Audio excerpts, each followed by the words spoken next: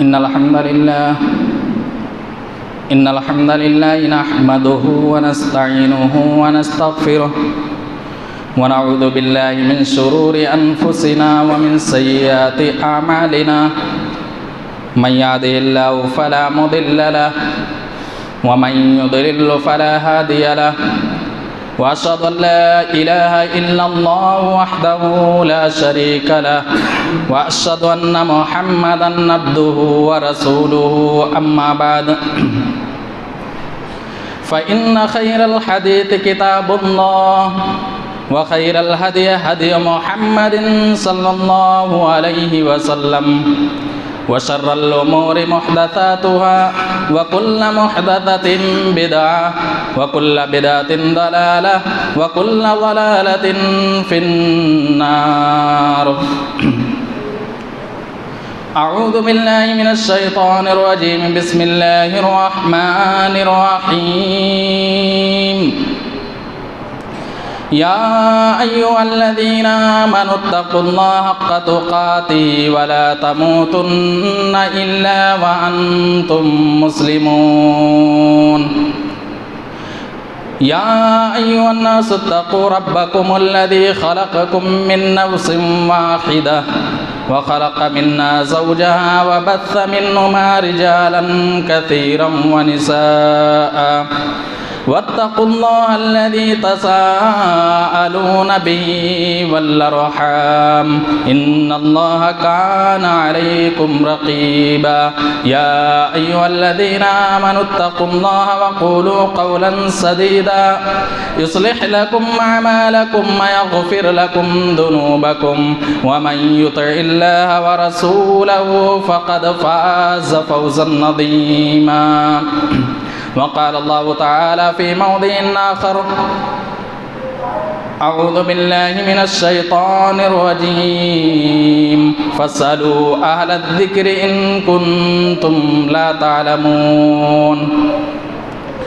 وقال النبي صلى الله عليه وسلم: من كذب علي متعمدا فليتبوأ مقعده من النار. رواه مسلم. محترم حضرات، ہر قسم کی حمد و ثنا، بڑائی اور بزرگی،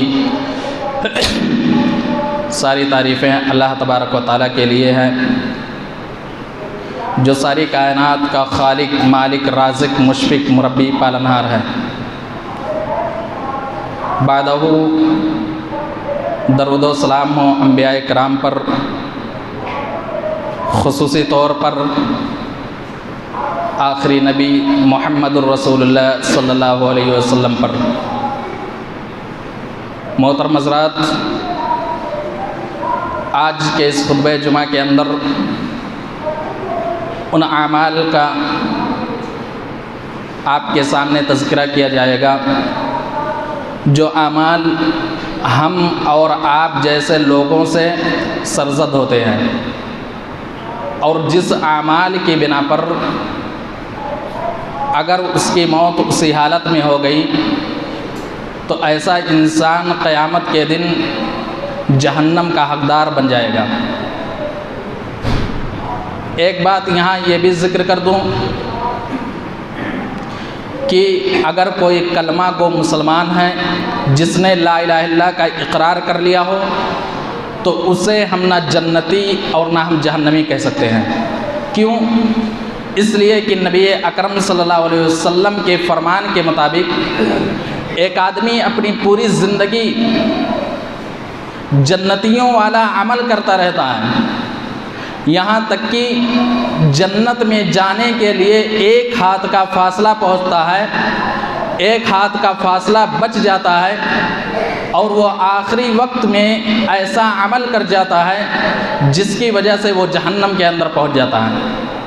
اسی طریقے سے دوسرا آدمی پوری زندگی جہنم والا عمل کرتا رہتا ہے، یہاں تک کہ ایک ہاتھ کا فاصلہ جب پہنچتا ہے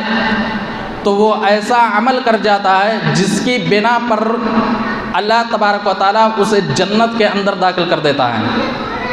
تو کوئی بھی آدمی ہو اگر کلمہ گو مسلمان ہے تو اسے نہ ہم جنتی اور نہ جہنمی کہہ سکتے ہیں. ہاں یہ کہہ سکتے ہیں کہ جو تو عمل کر رہا ہے وہ عمل قیامت کے دن تجھے جہنم میں لے جانے کا ذریعہ بنے گا. تو نبی اکرم صلی اللہ علیہ وسلم نے ان لوگوں کو جو دنیا کے اندر ایسے اعمال انجام دیتے ہیں انہیں جہنم کی سرٹیفکیٹ اسی دنیا کے اندر دے دی ہے. انہی اعمال کا تذکرہ آج کے خطبہ جمعہ کے اندر کیا جائے گا. محترم حضرات، ان اعمال میں سے ایک عمل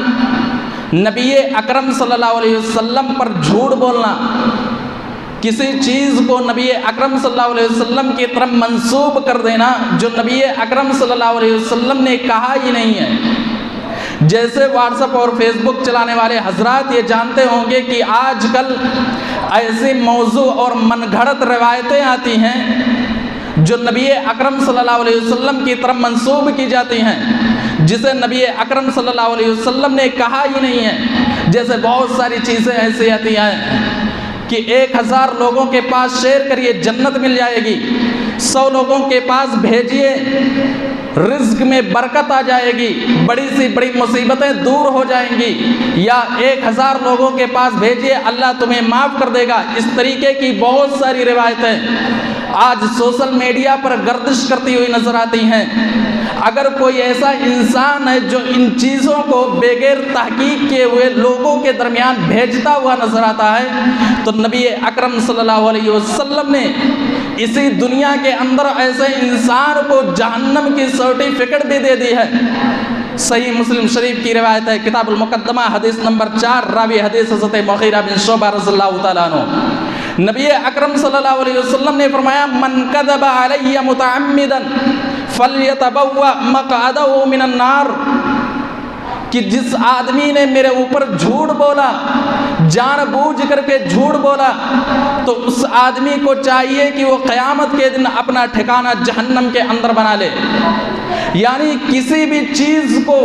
جسے محمد الرسول اللہ صلی اللہ علیہ وسلم نے کہا ہی نہیں ہے اسے محمد الرسول اللہ صلی اللہ علیہ وسلم کی طرف منسوب کر دینا.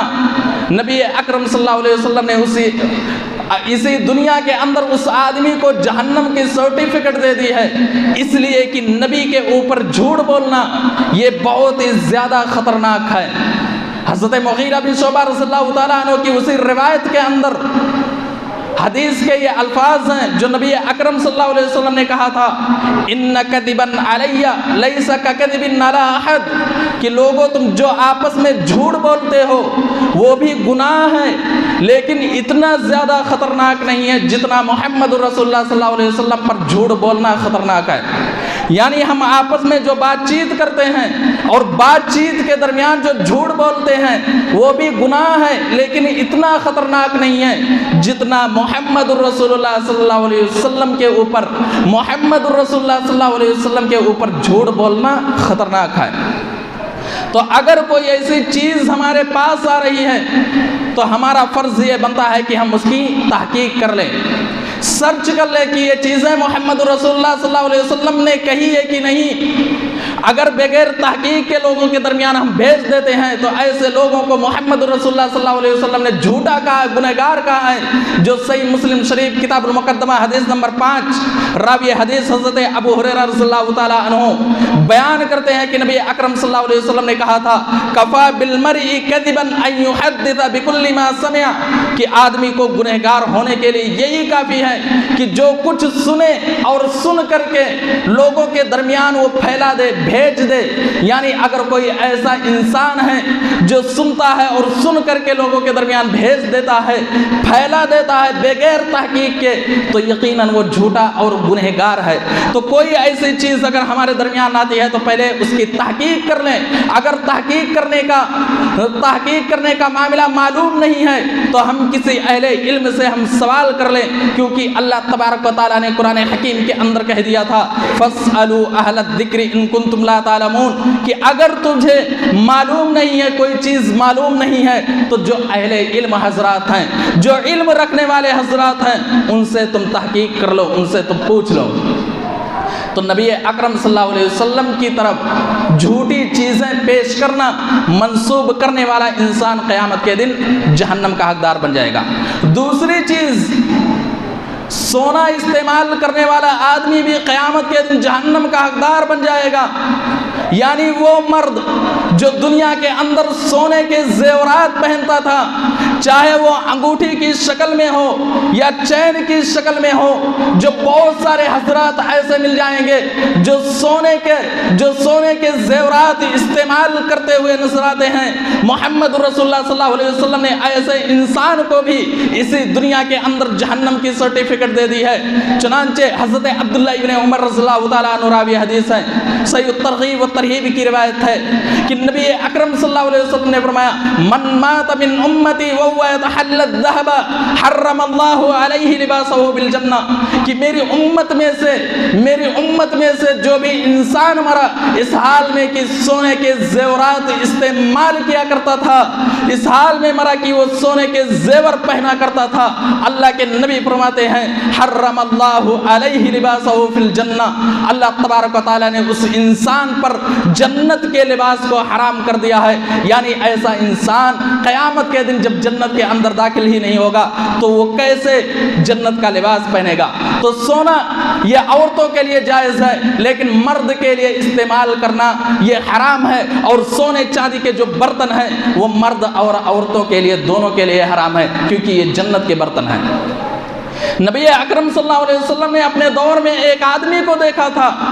ایک آدمی کو اللہ کے نبی نے دیکھا تھا جس کے انگلی میں سونے کی انگوٹھی نکلی تھی، سونے کی انگوٹھی پہنا ہوا تھا۔ نبی اکرم صلی اللہ علیہ وسلم نے اس کو نکال کر کے پھینک دیا تھا۔ صحیح مسلم شریف کی حدیث ہے، حدیث نمبر 2090 کے تحت یہ روایت مل جائے گی۔ راوی حدیث حضرت عبداللہ ابن عباس رضی اللہ تعالیٰ عنہ، حضرت عبداللہ ابن عباس رضی اللہ تعالیٰ عنہ بیان کرتے ہیں، رآ خاتما من ذهب في يد رجل، کہ نبی اکرم صلی اللہ علیہ وسلم نے ایک آدمی کے انگلی میں سونے کی انگوٹھی دیکھی، تو نبی اکرم صلی اللہ علیہ وسلم نے فنزعه وفطرحه، نبی اکرم صلی اللہ علیہ وسلم نے اس کو نکالا اور نکال کر کے اس کو پھینک دیا۔ پھر نبی اکرم صلی اللہ علیہ وسلم نے فرمایا، کیا تم میں سے کوئی آدمی یہ پسند کرتا ہے، کیا تم میں سے کوئی آدمی یہ پسند کرتا ہے کہ اللہ تبارک و تعالیٰ اس کے ہاتھ میں جہنم کا ٹکڑا دے دے؟ یعنی وہ جہنم کا ٹکڑا لینا پسند کرتا ہے۔ یعنی اگر کوئی ایسا انسان ہے جو سونے کے زیورات استعمال کرتا ہے تو گویا وہ اپنے ہاتھ میں جہنم کا ٹکڑا لے کر کے چلتا ہوا نظر آتا ہے، اور ظاہر سی بات ہے کہ دنیا کے اندر جہنم کا ٹکڑا نہیں مل سکتا، لیکن قیامت کے دن ایسے انسان کو جہنم ضرور ملے گا جو سونے کے زیورات استعمال کرتا ہوا نظر آتا ہے۔ تو نبی اکرم صلی اللہ علیہ وسلم نے جب اس کو روکا اور سونے کی انگوٹھی کو نکال کر کے پھینک دیا اور پھینک کر کے کہا تھا کہ میرے بھائی، کیا تم میں سے کوئی ایسا انسان ہے جو پسند کرتا ہے کہ جہنم کا ٹکڑا لے کر کے چلے؟ اور اتنا کہہ کر کے نبی اکرم صلی اللہ علیہ وسلم نے وہاں سے چلے گئے، تو وہ سونے کی انگوٹھی جو پھینک دی گئی تھی، صحابہ کہنے لگے میرے بھائی اس انگوٹھی کو تو اٹھا لے، اس انگوٹھی کو تو اپنے ہاتھ میں لے لے اور جا تو اسے بازار میں بیچ کر کے تو فائدہ اٹھا لے، یا اس انگوٹھی کو لے جا اپنی بہن بیٹی کو یا اپنی ماں کو یا اپنی بیوی کو اس انگوٹھی کو دے دے تاکہ وہ فائدہ اٹھائے۔ وہ آدمی نے جواب دیا، واللہ لا آخذہ ابدا وقد طرحہ رسول اللہ صلی اللہ علیہ وسلم، اللہ کی قسم میں اس چیز کو ہاتھ نہیں لگا سکتا جس چیز کو محمد رسول اللہ صلی اللہ علیہ وسلم نے غضب کی نگاہ ڈالی ہو، جس چیز پر اللہ کے رسول صلی اللہ علیہ وسلم نے ناراضگی کا اظہار کر دیا ہو، اس چیز کو میں ہرگز اٹھا نہیں سکتا۔ چنانچہ صحابی رسول نے اس انگوٹھی کو وہیں پھینک کر کے وہیں پڑا ہوا چھوڑ کر کے وہاں سے چلے گئے۔ تو سونے کے زیور استعمال کرنے والا انسان قیامت کے دن جہنم کا حقدار بن جائے گا۔ ایسا انسان قیامت کے دن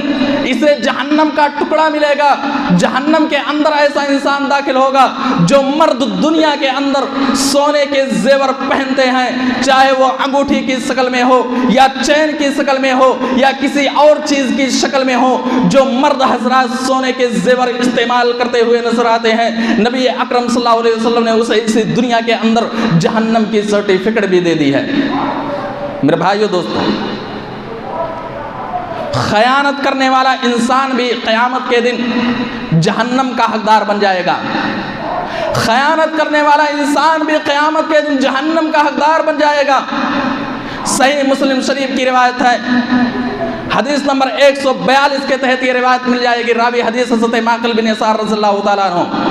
حضرت معقل بن یسار رضی اللہ تعالیٰ عنہ راوی حدیث میں بیان کرتے ہیں کہ حضرت عبید اللہ بن زیاد رضی اللہ تعالیٰ عنہ ان کی عیادت کرنے کے لیے آتے ہیں. اس مرض کی عیادت کرنے کے لیے آتے ہیں جس مرض میں حضرت معقل بن یسار رضی اللہ تعالیٰ عنہ کی وفات ہوئی تھی. چنانچہ جب حضرت عبید اللہ بن زیاد رضی اللہ تعالیٰ عنہ ان کی عیادت کرنے کے لیے آتے ہیں تو حضرت معقل بن یسار رضی اللہ تعالیٰ عنہ کہتے ہیں میرے بھائی آج میں تجھے ایک ایسی حدیث بتلاؤں گا، ایک حدیث ایسی سناؤں گا جو میں نے ڈائریکٹ محمد رسول اللہ صلی اللہ علیہ وسلم سے سنی ہے.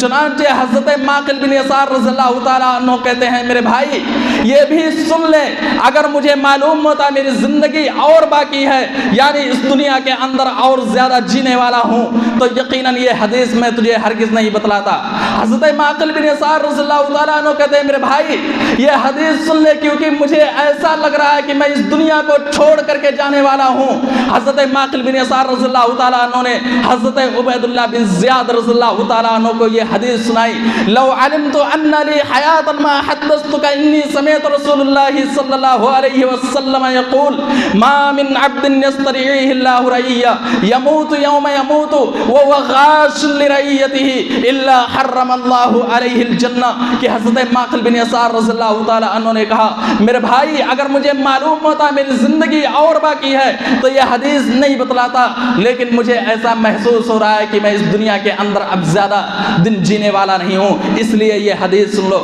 کہ اللہ کے رسول صلی اللہ علیہ وسلم نے فرمایا تھا کہ جس آدمی کو اللہ تبارک و تعالیٰ نے اس دنیا کے اندر ذمہ دار بنا دیا، رعایا پر رعیت دے دی، اللہ تبارک و تعالیٰ نے اسے ذمہ دار بنا دیا اور ذمہ داری پانے کے بعد وہ اچھے طریقے سے نہیں نبھایا، قیامت کے دن اللہ تبارک و تعالیٰ اس کے اوپر جنت کو حرام کر دے گا. ایسا انسان جہنم کا حقدار بن جائے گا. ایک باپ اپنے بیٹے کے اوپر ذمہ دار ہے، باپ کی یہ ذمہ داری بنتی ہے کہ اپنے بیٹے کے تعلق سے وہ دیکھے کہ میرا بیٹا کہاں جاتا ہے،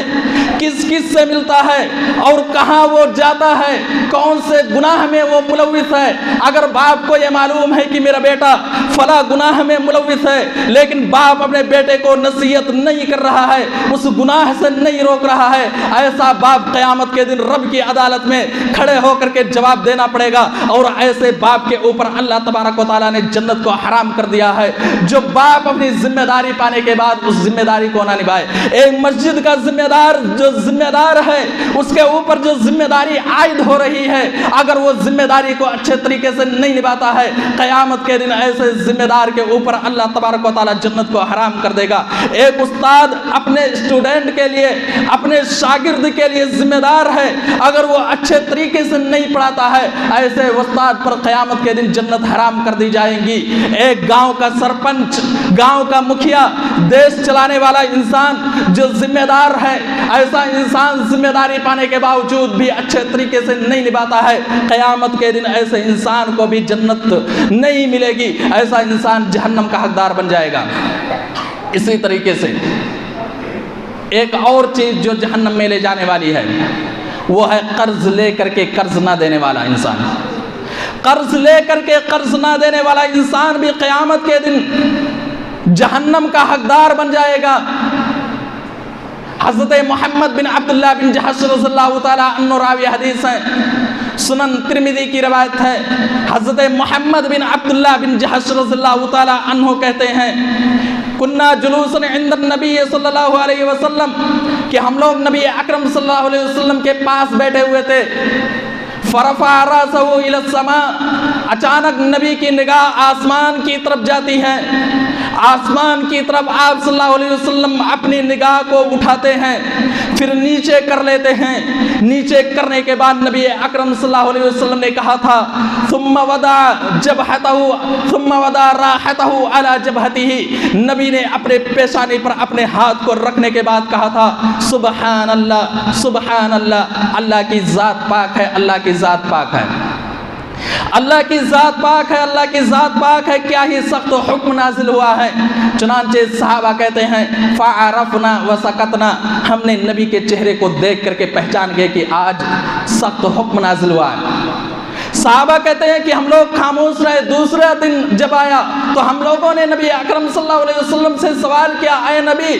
جو کل سخت حکم نازل ہوا تھا وہ حکم کے بارے میں بتلائیے، وہ کون سا حکم تھا؟ نبی اکرم صلی اللہ علیہ وسلم کہتے ہیں کہ قرض کے تعلق سے نازل ہوئی تھی، قرض کے تعلق سے جو وعیدیں تھی وہ وعیدیں نازل ہوئی تھی۔ نبی اکرم صلی اللہ علیہ وسلم نے قسم کھا کر کے کہا تھا فوالذی نفسی بیدہ لو ان رجلا قتل فی سبیل اللہ ثم احیا ثم قتل ثم احیا ثم قتل، اللہ کی قسم اگر کوئی ایسا انسان ہے جو اللہ تبارک و تعالیٰ کے راستے میں شہید کر دیا جائے، اللہ تبارک و تعالیٰ کے راستے میں اپنے گردن کو کٹا دے، پھر اللہ تبارک و تعالیٰ اسے زندگی دے دے، یعنی دنیا کے اندر اللہ تبارک و تعالیٰ اسے بھیج دے، پھر وہ آدمی اپنے گردن کو اللہ تبارک و تعالیٰ کے راستے میں شہید کر دے، اپنے گردن کو کٹا دے، پھر تیسری مرتبہ اللہ تبارک و تعالیٰ اسے اس دنیا کے اندر زندگی دے دے، پھر وہ شہید کر دیا جائے، یعنی تین مرتبہ اللہ کے نبی نے فرمایا کہ تین مرتبہ اگر کوئی انسان اللہ تبارک و تعالیٰ کے راستے میں شہید کر دیا جائے اور اس کے اوپر قرض ہو، ما دخل الجنت حتی یقضی عنہ دینہ، ایسا انسان قیامت کے دن جنت کا حقدار نہیں بن سکتا ہے یہاں تک کہ اس کا قرض ادا نہ کیا گیا ہو۔ شہادت کی موت مرنے والا انسان اتنا کٹھن پریشرم کرنے کے باوجود بھی قیامت کے دن قرض کی وجہ سے وہ جنت کا حقدار نہیں بن پائے گا جب تک کہ دنیا کے اندر قرض کو ادا نہ کیا گیا ہو۔ یہ قرض بہت ہی ٹیڑھا معاملہ ہے۔ آج ہمارے سماج اور معاشرے کے اندر جب ایک باپ کا انتقال ہوتا ہے اور مطالبہ کرنے والے لوگ آتے ہیں اس کے بیٹے سے کہ میرے بھائی تمہارے باپ نے مجھ سے قرض لیا تھا وہ قرض دے دو، بیٹوں کا جواب ہوتا ہے کہ تمہارا معاملہ میرے باپ کے ساتھ تھا، تمہارا معاملہ میرے باپ کے ساتھ تھا، تمہیں میرے باپ سے لے لینا چاہیے تھا، میں یہ قرض دینے والا نہیں ہوں۔ میرے بھائیو، اگر تم اپنے باپ کو جنت کا حقدار بنانا چاہتے ہو تو اسی دنیا کے اندر یہ قرض دے دینا، کیونکہ قرض کا معاملہ بہت ہی ٹیڑھا ہے۔ آج سماج اور معاشرے کے اندر قرض کے تعلق سے جو بدنامیاں ہوئی ہیں، اس طریقے سے بدنامی ہوئی ہیں کہ آج کسی کے اوپر یہ بھروسہ نہیں ہوتا ہے کہ آدمی پیسہ لینے کے بعد یہ ہمارا پیسہ واپس کرے گا کہ نہیں۔ بڑے سے بڑے نمازی حاجی پرہیزگار پر بھی بھروسہ نہیں ہوتا ہے کہ یہ پیسہ لینے کے بعد وہ واپس کرے گا کہ نہیں۔ اور یہی وجہ ہے کہ ایک مجبور انسان، ایک پریشان حال انسان جب اسے پیسے کی ضرورت پڑتی ہے اور کسی سے وہ پیسے کا مطالبہ کرتا ہے، کسی سے پیسے کا مطالبہ کرتا ہے، تو آدمی کے پاس پیسہ ہونے کے باوجود بھی وہ پیسہ نہیں دیتا ہے، کیونکہ اس کے اوپر یہ بھروسہ ہی نہیں ہے کہ یہ پیسہ لینے کے بعد واپس کرے گا کہ نہیں۔ اس طریقے سے سماج اور معاشرے کے اندر ماحول پیدا ہو چکا ہے۔ اللہ تبارک و تعالیٰ کا ڈر ہمارے دلوں کے اندر سے بالکل نکل چکا ہے۔ ہمیں اللہ تبارک و تعالیٰ کا خوف ہی نہیں ہے، ہم اللہ تبارک و تعالیٰ سے ڈرتے ہی نہیں ہیں، ہمیں یہ ڈر ہی نہیں ہے کہ یہ پیسہ، یہ دنیا کی مال و دولت جو ہم قرض کے طور پر لے رہے ہیں، اگر ہم نے دنیا کے اندر ادا ہی نہیں کیا تو یہ قرض قیامت کے دن جہنم کا حقدار بنائے گی۔ ہمارے دلوں کے اندر اللہ تبارک و تعالیٰ کا خوف بالکل نکل چکا ہے، جہنم کا خوف بالکل نکل چکا ہے۔ تو قرض کا معاملہ یہ بہت ہی ٹیڑھا ہے۔ جو انسان قرض لے لے اور قرض لینے کے بعد وہ قرض کو واپس نہ کرے، قیامت کے دن وہ جہنم کا حقدار بن جائے گا۔ ایک روایت جو صحیح بخاری شریف کی روایت ہے، صحیح بخاری شریف کی روایت ہے، راوی حدیث حضرت ابو ہریرہ رضی اللہ تعالیٰ عنہ۔ بنی اسرائیل کے بہت سے برے لوگوں کا آپ لوگوں نے نام سنا ہوگا، ان کا کارنامہ سنا ہوگا، لیکن یہاں اچھے لوگوں کا کارنامہ سن لیجئے۔ صحیح بخاری شریف کی روایت ہے، حضرت ابو ہریرہ رضی اللہ تعالیٰ عنہ راوی حدیث ہے، نبی اکرم صلی اللہ علیہ وسلم فرماتے ہیں کہ ایک آدمی، بنی اسرائیل میں سے ایک آدمی دوسرے شہر میں آتا ہے اس شہر میں آنے کے بعد اپنے بنی اسرائیل میں سے کسی آدمی سے 1000 دینار کا مطالبہ کرتا ہے. اسے کوئی جاننے والا نہیں، کوئی پہچاننے والا نہیں. وہ آدمی کہتا ہے میرے بھائی میں 1000 دینار تجھے تو دے دوں گا، لیکن میں تجھے جانتا بھی نہیں ہوں، میں تجھے پہچانتا بھی نہیں ہوں. میرے سامنے کوئی گواہ لا کر کے پیش کر، کوئی گواہ لا کر کے پیش کر، تاکہ اس کی گواہی کی بنا پر میں تجھے قرض دے دوں. وہ آدمی کہتا ہے میں اس گاؤں میں، اس شہر میں نیا ہوں، مجھے کوئی جانتا ہی نہیں ہے کہ میں کہاں کا رہنے والا ہوں، میرا کوئی رشتہ دار نہیں ہے. وہ آدمی کہتا ہے ایتنی بالشہداء اشہدہم، میرے بھائی ایسا گواہ مجھے پیش کر جس گواہ پر میرا بھروسہ ہو جائے. وہ آدمی کہتا ہے میرے بھائی کفا باللہ شہیدا، اللہ تبارک و تعالیٰ کو گواہ بنا کر کے پیش کرتا ہوں، اللہ تبارک و تعالیٰ کو گواہ بنا کر کے پیش کرتا ہوں. دوسرا بنی اسرائیل کا جو آدمی تھا وہ آدمی کہتا ہے ٹھیک ہے تو کوئی کفیل پیش کر، کوئی کفیل میرے سامنے پیش کر. کفیل کی یہ ذمہ داری ہوتی ہے کہ قرض لینے والا اگر وہ قرض واپس نہ کرے تو وہ کفیل اس قرض کی بھرپائی کر دے، اسے پورا کر دے. وہ آدمی کہتا ہے میرے بھائی تو میرے سامنے کفیل کسی کو بنا کر کے پیش کر. وہ آدمی کہتا ہے کفا باللہ وکیلا، اللہ تبارک و تعالی ہمارا کفیل ہے، اللہ تبارک و تعالی ہمارا گواہ ہے. میں اللہ کو گواہ بناتا ہوں، اللہ کو کفیل بناتا ہوں. چنانچہ بنی اسرائیل کا جو دوسرا آدمی تھا وہ کہتا ہے تو نے سچ کہا، اور اس اللہ تبارک و تعالیٰ کو گواہ جب اس نے بنایا اس کی بنا پر اس نے 1000 دینار اس آدمی کو دے دیا اور کہا جا تو استعمال کر. وہ آدمی 1000 دینار لے کر کے گیا ایک متعینہ مدت تک، یہاں تک کہ وہ وقت بھی آ چکا ہے جس وقت کو اسے دینا تھا. چنانچہ وہ آدمی 1000 دینار انتظام کر کے اکٹھا کر کے اس کو دینے کے لیے سمندر کے کنارے پہنچتا ہے. سمندر کے کنارے وہ پہنچتا ہے، صبح سے انتظار کر رہا ہے، کوئی کشتی نہیں مل رہی ہے، کوئی جہاز نہیں مل رہا ہے جس کی وجہ سے میں اپنے بھائی کو 1000 دینار واپس کر دوں. شام کا وقت ہو چکا ہے، شام کا وقت ہو چکا ہے، کوئی کشتی نہیں ملی، سمندر بھی ہے، دریا بھی ہے، کیسے پار کر کے جاؤں. وہ آدمی اسے ایک لکڑی ملتی ہے، لکڑی کو ہاتھ میں لیتا ہے، سوراخ کرتا ہے اور سوراخ کر کے 1000 دینار دے دیتا ہے. سوراخ کر کے 1000 دینار اس میں رکھ دیتا ہے اور ایک خط بھی لکھ دیتا ہے کہ میرے بھائی اگر یہ 1000 دینار تجھے مل جائے تو مجھے معاف کر دینا، کیونکہ میں مجبوری کے تحت، مجھے کوئی کشتی نہیں ملی تھی، میں مجبوری کے تحت وقت متعینہ پر تیرے پاس نہیں پہنچ سکا. وہ اس لکڑی کے اندر 1000 دینار رکھنے کے بعد سمندر میں داخل کر دیتا ہے اور داخل کرنے کے بعد اللہ سے دعا کرتا ہے اے اللہ،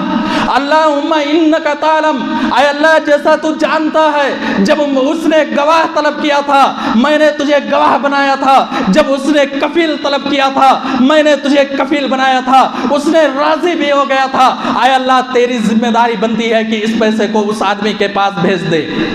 وہ آدمی ادھر کھڑا ہو کر کے انتظار کر رہا ہے کہ میرا وقت پورا ہو چکا ہے، شاید میرا پیسہ لینے والا آدمی آ رہا ہو اور مجھے پیسہ دے دے. وہ بھی صبح سے شام تک اس نے انتظار کیا، کوئی کشتی نہیں دیکھی، کوئی سوار ہی نہیں دیکھا. مایوس ہو چکا ہے کہ شاید وہ پیسہ لینے والا نہ آ رہا ہو. اچانک اس کی نگاہ سمندر کے اندر ایک لکڑی دکھتی ہے. وہ آدمی سوچتا ہے کہ چلو گھر واپس چلتے ہیں، اس لکڑی کو تو لیتے ہیں جو جلانے کا کام آئے گا. وہ آدمی اس لکڑی کو نکال لیتا ہے اور نکال کر کے گھر پہنچتا ہے. گھر پہنچنے کے بعد جب پھاوڑا چلاتا ہے تو چلانے کے بعد اس میں سے 1000 دینار نکلتا ہے، 1000 دینار کو لے لیتا ہے. اور یہ آدمی ادھر کئی مرتبہ کوشش کرتا رہا 1000 دینار لے کر کے، یہاں تک کہ ایک دن اسے کشتی مل گئی. کشتی پر سوار ہو کر کے اس آدمی کے پاس آتا ہے. آدمی کے پاس آنے کے بعد معذرت پیش کرتا ہے میرے بھائی میں کئی دن سے کوشش کر رہا تھا، مجھے کشتی نہیں ملی، جس کی وجہ سے وقت متعینہ پر تیرے پاس نہ پہنچ سکا، میرے بھائی تو مجھے معاف کر دینا۔ یہ آدمی کہتا ہے میرے بھائی کیا تو نے 1000 دینار رکھ کر کے سمندر میں ڈالا تھا؟ اسے کیا معلوم کہ یہ پیسہ جو میں نے سمندر کے اندر داخل کر دیا تھا اسی کو ملا ہے؟ یہ آدمی بار بار کہہ رہا ہے نہیں، مجھے کشتی ہی نہیں ملی تو میں تیرے پاس کیسے پیسے بھیج سکتا؟ چنانچہ وہ آدمی کہتا ہے میرے بھائی، جس اللہ کو تو نے گواہ بنایا تھا، جس اللہ کو تو نے کفیل بنایا تھا، اس اللہ نے مجھے 1000 دینار دے دیا ہے، اب جا تو اس 1000 دینار کو لے لے اور تو اپنے استعمال لگا لے۔ یہ تھی قرض کی ادائیگی۔ اگر اسی طریقے سے آج ہمارے سماج اور معاشرے کے اندر قرض کی ادائیگی کا سلسلہ چالو ہو جائے تو یقیناً ہمارا سماج اور معاشرہ سدھر جائے گا، اور جو بھروسہ پہلے زمانے میں ہوا کرتا تھا وہی بھروسہ ہمارے اوپر بھی آ جائے گا۔ تو یہ قرض کا معاملہ، جو انسان دنیا کے اندر قرض کو لے لے اور قرض لینے کے باوجود بھی وہ قرض نہ ادا کرے، اس کی موت اس حال میں ہو جائے کہ اس نے قرض نہیں ادا کیا تھا۔ نبی اکرم صلی اللہ علیہ وسلم کے فرمان کے مطابق ما دخل الجنت حتی یقضى عنہ دینہ، کہ ایسا انسان قیامت کے دن جنت کا حقدار نہیں بن سکتا ہے جس کے اوپر قرض کا معاملہ ہو، قرض کا بوجھ ہو۔ ایک آخری چیز، وہ عورتیں دنیا کے اندر جو نمائش کے طور پر باریک کپڑے استعمال کرتی ہیں، وہ عورتیں بھی قیامت کے دن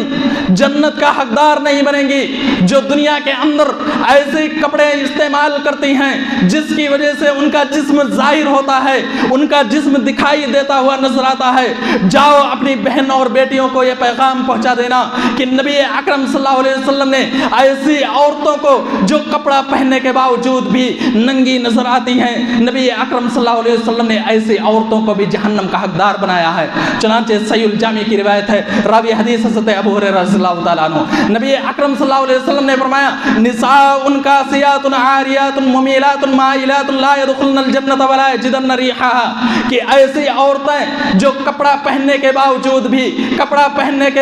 بھی ننگی نظر آتی ہیں، جو خود مائل ہوتی ہیں مردوں کی طرف اور مردوں کو اپنی طرف مائل کرتی ہیں، نبی اکرم صلی اللہ علیہ وسلم نے ایسی عورتوں کو جنت میں جانا تو دور کی بات ہے، ایسی عورتوں کے بارے میں فرمایا وہ جنت کی خوشبو بھی نہیں پائیں گی، حالانکہ جنت کی خوشبو بہت دور دور تک پھیلی ہوئی ہوتی ہے۔ تو یہ وہ چیزیں